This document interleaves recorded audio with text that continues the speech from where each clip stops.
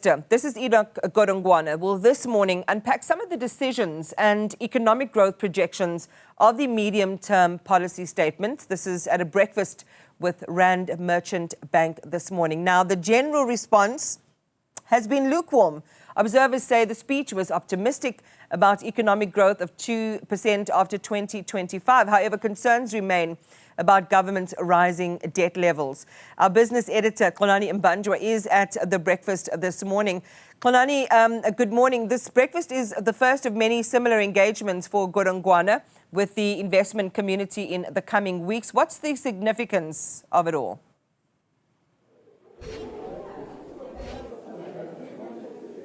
Good morning, Iman. Yes, indeed, Rand Merchant Bank, together with the Sunday Times, bringing the minister here this morning at this breakfast to actually unpack some of the highlights from yesterday's midterm budget policy statement. What is important is that this is the beginning of that long engagement that we expect the minister to partake in the next coming weeks. He will be also ending up in New York, where he will be meeting international investors to explain this period in South Africa's economic growth trajectory. It's something that is quite important, that he's meeting local investors, ratings agencies. The IMF will be coming into the country in the next couple of weeks. So this is part of that engagement, because without convincing the investors that your money is safe in here, we are a good investment destination,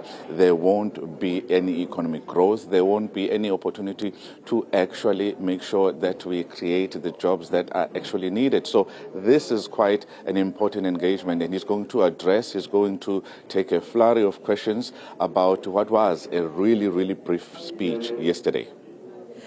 On debt and revenue collection, it was so interesting. We had a conversation with the Southern Centre for Inequality Studies, Toko Madonko, this morning, talking about debt consolidation, talking about our debt to GDP ratios and so on, and really saying that we're not tracking too badly when it comes to other economies. She mentioned the Japanese and the UK economies, and really that we have to almost recalibrate the way that we see debt consolidation and austerity measures in South Africa, eating into social spending and so on.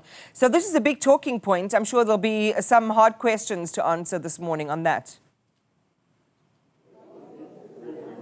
You are absolutely right, but I would never actually equate, just like they did in your interview, our debt levels to those of the UK or Japan, because they have much bigger economies. They can take it. They can actually pay back their debt. Their debt service costs are not as high as ours. Our needs are higher. And we are a country that is bogged down by inequalities. What is actually interesting about this particular debt levels is that, yes, our debt is in rand terms, not like many emerging markets like South Africa, who have most of their debt in a dollar currency. But that is still a debt. We still have debt which is taking away 22 cents for every rand that is collected by the taxman to pay debt service costs. We are actually spending just under 30 cents when it comes to new projects from every rand that we actually collect in terms of revenue. And that revenue is actually projected to be down by 23 billion rands. It doesn't look good when it comes to the fiscal slippage. The fact that our targets are being deviated, it's actually not a good thing, Iman. But what I need to add is that there is a lot of optimism, or there was a lot of optimism around the government of national unity. The questions are now, is the honeymoon over? Are we seeing some cracks opening? Because this is a reality check. This MTBPS is a reality check on how bad things are.